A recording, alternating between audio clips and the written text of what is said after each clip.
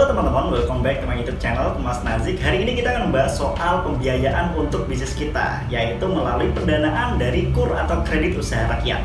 Gimana syaratnya dan metodenya? Simak video ini sampai selesai.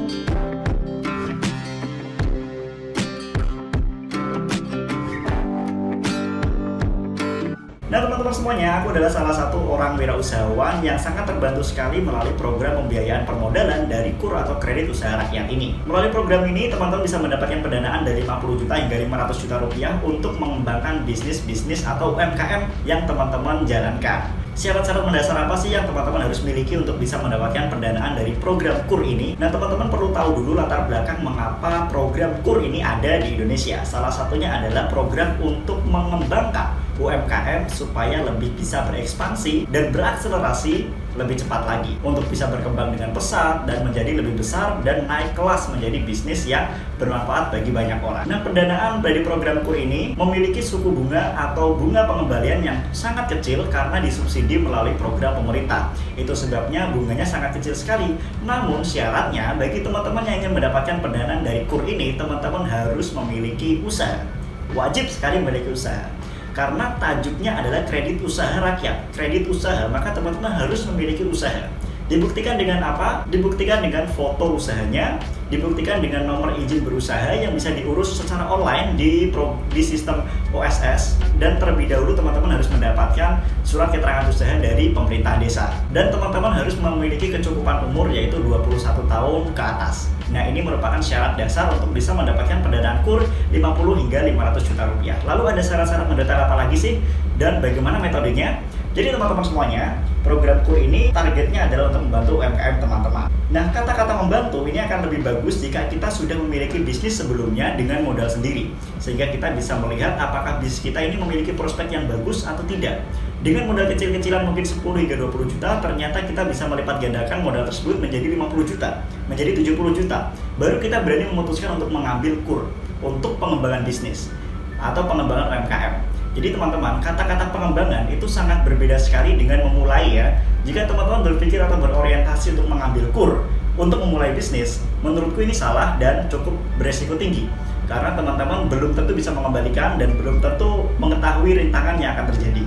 Jadi resikonya akan lebih besar. Aku sarankan buat teman-teman semuanya, coba untuk berusaha memulai UMKM-nya dengan modal sendiri dulu, dengan resiko yang ditanggung pribadi, sehingga teman-teman bisa melihat prospeknya, baru kita ajukan ke bank. Jika dalam 3 bulan kita berbisnis ternyata prospeknya bagus, 50 juta menjadi 100 juta, 100 juta menjadi 200 juta, maka bank tidak akan segan-segan untuk memberikan pendanaan hingga 500 juta rupiah. Karena mereka tentunya akan melihat bahwa bisnis kamu prospek dengan sangat baik. Namun Mas Kumas, apakah dengan KUR ini kita tetap harus memberikan jaminan atau agunan? Nah tentu saja ini menjadi resiko terbesar bank apabila dia memberikan pendanaan tanpa jaminan. Karena apa? Bank itu tidak punya uang. Bank itu hanya menyalurkan uang yang dimiliki oleh kreditur-kreditur yang memiliki modal yang cukup besar untuk disimpan di bank dan diputarkan melalui kegiatan perekonomian. Salah satunya adalah meminjamkannya ke UMKM. Nah, sangat berisiko sekali ketika mereka meminjamkan uang orang lain tapi tanpa jaminan. Sehingga bagi mereka, net performing loan atau gross performing loan yang dihitung dalam akuntansi perbankan ini perlu dijaga dengan menjaminkan adanya agunan. Nah teman-teman, memang dalam teorinya atau dalam hukumnya program KUR ini tanpa jaminan. Tapi dalam prakteknya harus ada jaminan. Karena tentu saja tidak ada bank atau instansi keuangan yang berani untuk memberikan uang besar tanpa jaminan. Tapi tenang aja, itu hanya di awal teman-teman ya. Karena program KUR ini akan melihat bagaimana bisnis teman-teman bisa berkembang dari awal pendanaan hingga pendanaan berikutnya. Jika pendanaan di awal teman-teman menjaminkan mobil, ternyata teman-teman membayar cicilan dengan sangat bagus, tidak pernah telat, dan bisnisnya selalu prospek, maka agunannya nggak perlu ditambah, tapi teman-teman bisa dapetin pendanaan kedua. Bisa dapetin pendanaan ketiga hingga miliaran rupiah tanpa harus menjaminkan aset-aset yang senilai dengan miliaran rupiah tersebut. Mungkin hanya aset senilai 1 miliar, tapi teman-teman bisa dapat pendanaan hingga 2 miliar, hingga 3 miliar. Karena bank telah mengetahui track record bisnis kamu, jadi nggak perlu lagi jaminan yang besar-besar.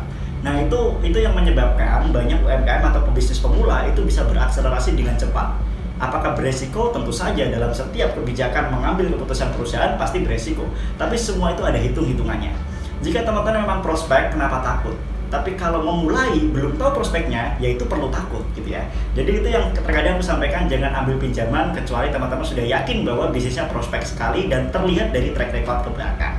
Itu teman-teman. Lalu bagaimana kemudian dengan kita melakukan kewajiban kita? Tentu yang pertama, jangan sampai one prestasi.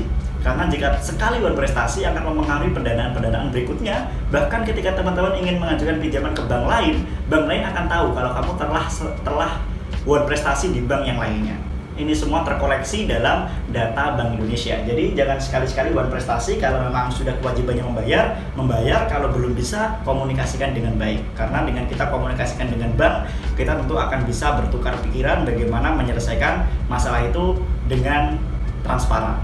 Dan yang kedua, kemudian teman-teman juga harus menjamin bahwa pinjaman yang teman-teman ambil dari KUR ini untuk kebutuhan yang produktif. Namanya juga kredit usaha, itu beda dengan kredit liabilitas. Kalau kartu kredit mungkin bisa kita buat beli tas, buat beli handphone. Tapi kalau kredit usaha, tolong betul-betul diaplikasikan untuk kegiatan usaha. Karena dengan transparansi yang bagus ini, teman-teman bisa membangun komunikasi dengan baik dengan bank. Bank akan mengerti, bank akan memberikan masukan dan saran, sehingga teman-teman bisa berkembang dengan baik. Sehingga teman-teman juga bisa terjamin bahwa menggunakan kredit usaha untuk kegiatan yang betul-betul semestinya dipakai.